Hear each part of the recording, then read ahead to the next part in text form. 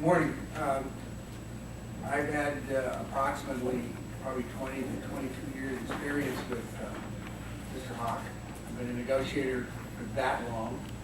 I have seen him in a couple contracts in Palm Springs, Sunlight Transit.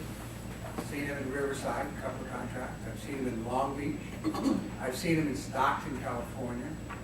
I've seen him in San Jose, California. I ran the San Jose local for 25 years. I've seen him twice there. I've seen him in Phoenix. We had a strike against Phoenix and Tempe against Veolia last February. In my 40 years, I've had 4 strikes. 3 I instigated, and 1 I couldn't stop. The 1 I couldn't stop was against Veolia. The use of Mr. Hawk is symptomatic of a dysfunctional administration. First, they have plenty of well-heeled, well-paid folks who would and could negotiate with their workforce. At the bargaining table are train operators, station agents, working people, not dangerous people, but they're working people. And they have a vested interest in their continued employment and the value of their work. Because contracts sell someone's life based on an hourly rate. The hourly rate is for the purchase of your life and your work, and it doesn't come back to you. Mr. Hawk is an expert at not negotiating. His contract here is probably worth $400,000, and he will negotiate until he uses all the $400,000. He doesn't make any money if he negotiates an agreement. That would be a failure. If he reached an agreement with the parties, he'd make no money. The contract, if it said you'd get $400,000 for reaching an agreement, that would be probably a different situation, different attitude. But it's not. He was hired for what he's doing, not reaching an agreement. He did that everywhere I went. And we eventually reached agreement, either going around him, or under him, or with a strike, or a work stoppage. More often than not, arbitration in some places. But Mr. Hawk always gets paid. He didn't always work for Veolia.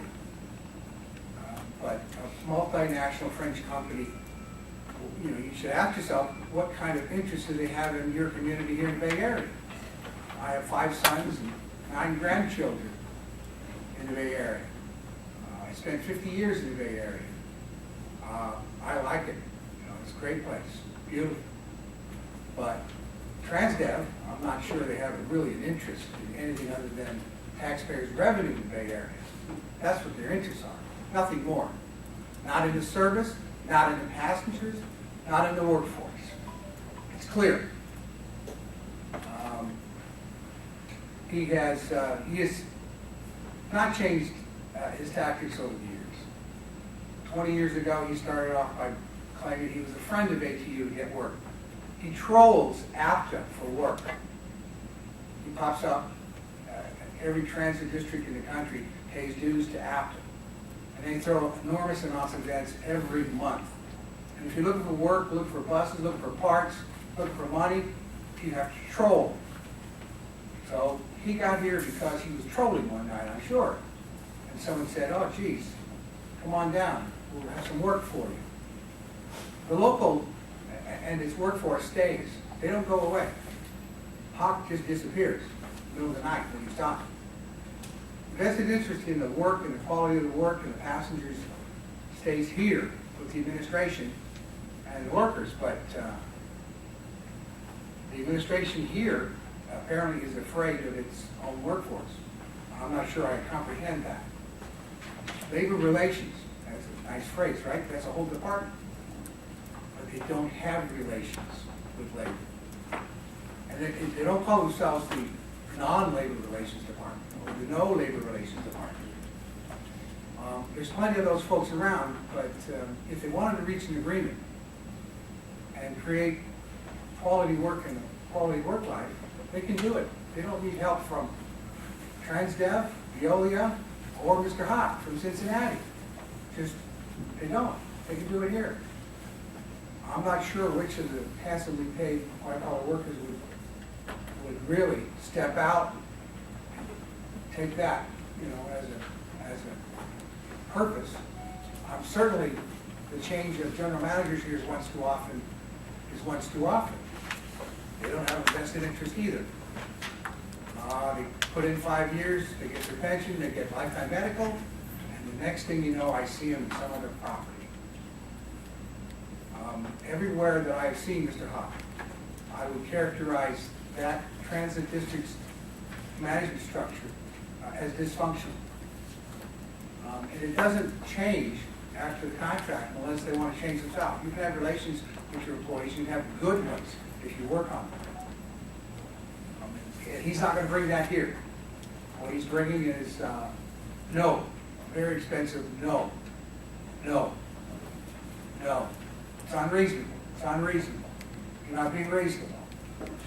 And at $200 an hour, $2,000 a day, whatever comes first, until you get $400,000, it's no.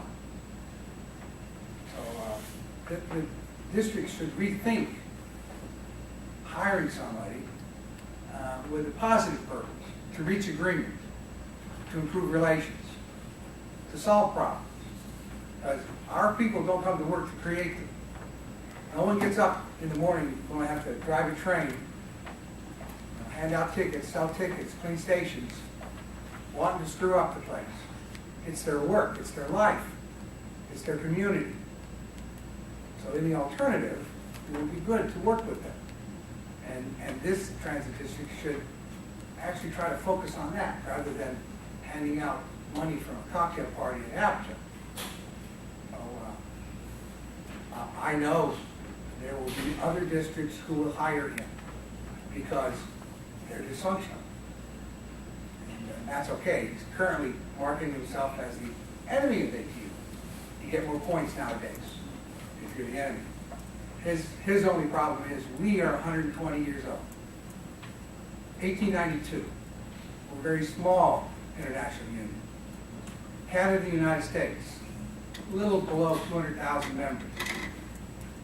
And we don't focus anywhere else but transit workers and the quality of their work life.